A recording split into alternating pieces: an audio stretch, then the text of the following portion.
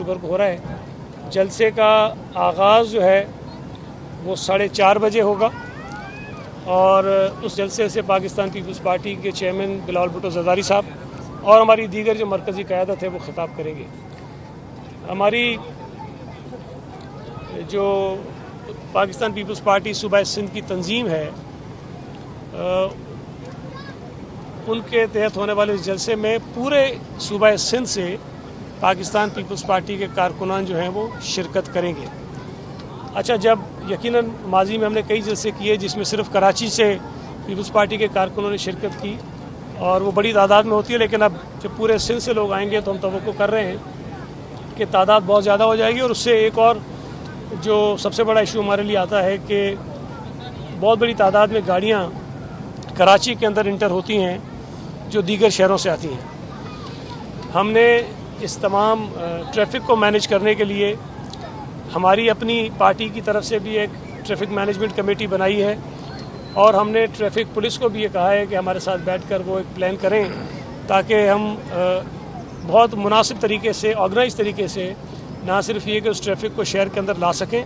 بلکہ ان کی proper parking کا بندوبست بھی اس گراؤنڈ کے آس پاس جو جگہیں ہیں جو مقامات ہیں وہ ہم کروا سکیں تاکہ شہریوں کو کم سے کم جو ہے وہ تکلیف ہو. اس میں جو جلسہ ہم کریں گے اس میں اسٹیج کا سائز جو ہے وہ 120 فٹ بائی 50 فٹ ہوگا. 120 فٹ کی اس کی چوڑائی ہوگی، لینتھ ہوگی، سامنے سے جو نظر آئے گا 120 فٹ سامنے سے ہوگا اور اس کی جو گہرائی ہے وہ 50 فٹ ہوگی. اور باقی ظاہر ہے کہ ہم ہر سال کرتے رہتے ہیں. اب ہمارے پاس تو جلسہ گاہ بنانے والے بہت بڑے بڑے ایکسپرٹ ہیں جس میں سردار خان صاحب یہاں بیٹھے ہیں، ان کی پوری ٹیم ہوتی ہے اور یہاں میڈیا کے لیے الگ انکلوجر ہوتا ہے، خواتین کے لیے الگ انکلوجر ہوتا ہے، سوشل میڈیا کے لیے الگ سے ہم جگہ بناتے ہیں. اور امید ہے کہ یہ پنڈال جو ہم نے پی ڈی ایم کا جلسہ جو گزشتہ برس کیا تھا 18 اکتوبر کے ہی موقع پر، جس میں پاکستان پیپلز پارٹی کے کارکن بھی شریک تھے اور دیگر جو جماعتیں تھیں پی ڈی ایم میں ان کے کارکنان بھی شریک تھے، لیکن اس مرتبہ پنڈال ہم اتنا ہی بڑا رکھ رہے ہیں لیکن کارکن جو ہیں وہ صرف پاکستان پیپلز پارٹی کے اس میں شریک ہوں گے. تو امید ہے کہ انشاءاللہ تعالیٰ یہ جلسہ گزشتہ برس ہونے والے جلسے سے بھی بڑا ہوگا اور بہت کامیاب ہوگا. آپ بات کریں بس کوئی آپ کا سوال ہو تو جی حاضر ہے. اور جلسے سے متعلق رکھے تو بہتر ہے. جی جی جی بلکہ سچی بات ہے، مجھے پہلے ہی یہ بات کرنی چاہیے تھی کہ ڈاکٹر قدیر اس ملک کا ایک بہت بڑا نام، ہمارے بہت بڑے محسن اس ملک کے، جنہوں نے شہید ذوالفقار علی بھٹو صاحب کی دعوت پر جب وہ پاکستان آئے اور انہوں نے ایک ایسا کام کر دیا جو شاید آج بھی دنیا یہ سمجھتی ہے کہ پاکستان جیسا ملک نہیں کر سکتا، جو ناممکنات میں سے تھا. میں یہ سمجھتا ہوں کہ اس وقت کی پولیٹیکل لیڈرشپ کی جو ول تھی، کمٹمنٹ تھی اور جس کا اظہار بھی بارہا ڈاکٹر قدیر صاحب نے کیا کہ ذوالفقار علی بھٹو صاحب کے حوصلے دینے کی وجہ سے، ان کی حب الوطنی کی وجہ سے انہیں یقین ہو گیا تھا کہ وہ کام یہ کر سکتے ہیں. اور میں سمجھتا ہوں کہ ایک ناممکن ترین کام تھا جو ڈاکٹر عبدالقدیر نے اپنی ٹیم کے ساتھ مل کر کیا اور آج پاکستان اسلامی دنیا کا وہ واحد ملک ہے جو ایٹمی طاقت ہے. اور پاکستان کی ایٹمی طاقت ہونے کی وجہ سے بھارت یا اور جو دیگر بڑی طاقتیں ہیں وہ پاکستان کے اوپر کوئی ایسا میلی نظر نہیں ڈال سکتے، کوئی ایسی سوچ نہیں رکھ سکتے جس سے پاکستان کی جو سرحدیں ہیں اس کو غیر محفوظ بنایا جا سکے. تو میں یہ سمجھتا ہوں کہ ڈاکٹر عبدالقدیر کو خراج عقیدت پیش کرنے کے لیے الفاظ ہمارے پاس نہیں ہیں. وہ ایک بہت بڑے آدمی تھے اور شاید بہت بڑے عرصے تک پاکستان کے لوگ انہیں اچھی طرح سے، جو ہماری نسلیں ہیں جنہوں نے ان کا نام سنا ہے، جنہوں نے ان کو دیکھا ہے، جن کی ان سے ملاقاتیں ہوئی ہیں، وہ تو کریں گے، لیکن ہمارے بعد آنے والی نسلیں بھی جب جب پاکستان کی ایٹمی طاقت کی بات ہوگی، پاکستان کی جو سیکیورٹی ہے اس کو مزید اور مستحکم بنانے کی بات ہوگی تو وہ ڈاکٹر عبدالقدیر کے تذکرے کے بغیر ممکن نہیں ہے. ہماری دعا ہے کہ اللہ تعالیٰ ان کی مغفرت فرمائے اور ان کے لواحقین کو صبر جمیل دے. ان کے تمام جو فالوورز ہیں، ان کے شاگرد ہیں، ان کو اللہ تعالیٰ یہ صدمہ سہنے کی توفیق دے اور ہمیں اس طرح کے اور مایہ ناز سائنسدان ملک پہ پیدا کرنے کے اللہ تعالیٰ ہم پر مہربانی کرے تاکہ ہمارا ملک اسی طرح بڑے بڑے کام کرتا رہے.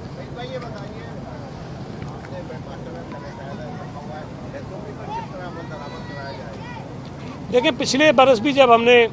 جلسہ کیا تھا تو ہم نے لاکھوں کی تعداد میں ماسک بھی ارینج کیے تھے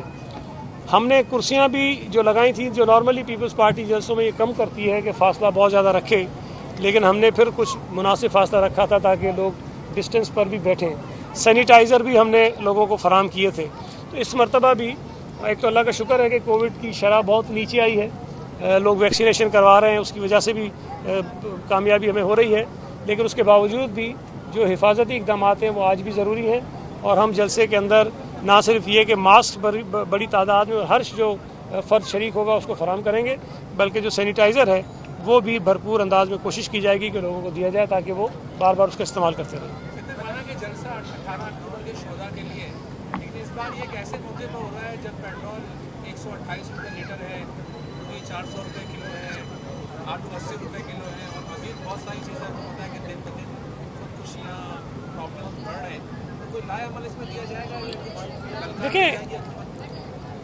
اس طرح کے جو ایونٹس ہوتے ہیں وہ ظاہر ہے کہ جس مناسبت سے ہوتے ہیں ان کا تذکرہ تو ضروری ہوتا ہے۔ اگر شہید محترمہ بے نظیر بھٹو صاحبہ کا ہم یوم شہادت مناتے ہیں تو ان کا تذکرہ بھی کرتے ہیں، شہید ذوالفقار علی بھٹو کا مناتے ہیں تو ان کا تذکرہ کرتے ہیں، 12 مئی کا ہوتا ہے تو ان کا بھی تذکرہ کرتے ہیں، 18 اکتوبر ہوگا تو شہیدوں کا تذکرہ ضرور ہوگا۔ لیکن چونکہ یہ ایک پولیٹیکل ایونٹ ہوتا ہے، پولیٹیکل لیڈرشپ اس سے خطاب کرتی ہے،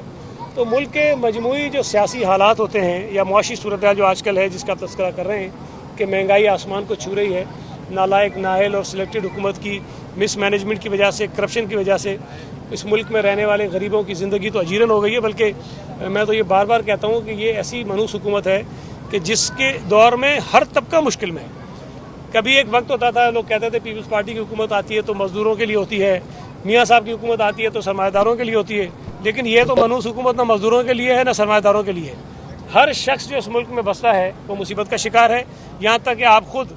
ان کی پالیسیز کی وجہ سے عذاب کا شکار ہیں، آپ کے ادارے کرائسس میں ہیں، آپ کی تنخواہوں میں کٹوتیاں ہوئی ہیں، آپ کے لوگوں کو بے روزگار کیا گیا ہے، تو کوئی طبقہ ایسا نہیں ہے جو ان کی نااہلی سے بچ سکا ہو۔ تھینک یو جی۔ اچھا سعید بھائی، یہ بتائیے گا کہ نماز جنازہ ہوئی ڈاکٹر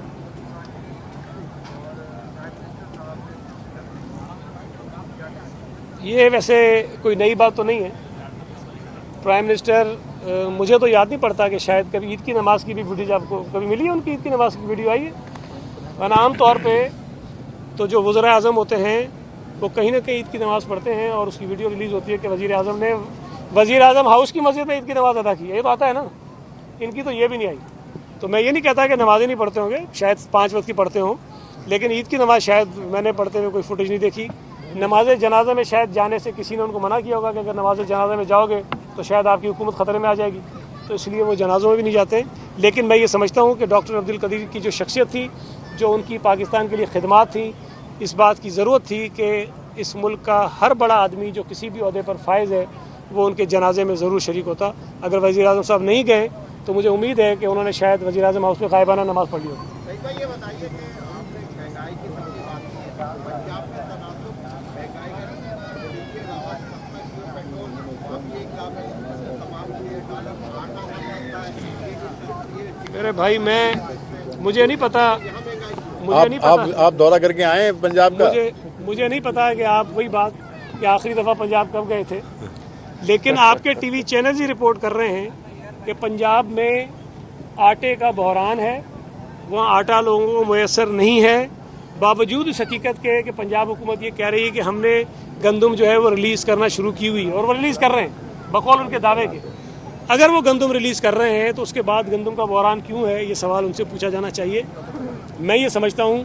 کہ جو مہنگائی کا جن ہے وہ کسی ایک صوبے کسی ایک شہر تک محدود نہیں ہے، اس ملک کا چپا چپا مہنگائی کے تلے دبا ہوا ہے، اور اس کی بنیادی وجہ اس حکومت کی ناکام معاشی پالیسیز ہیں۔ آٹے کا بحران ہے، چینی کا بحران ہے، پیٹرول کی قیمتوں میں اضافہ ہے، ڈالر کا مہنگا ہونا ہے، LNG کا مہنگا ہونا ہے، یہ بنیادی وجوہات ہیں مہنگائی کی۔ Thank you G.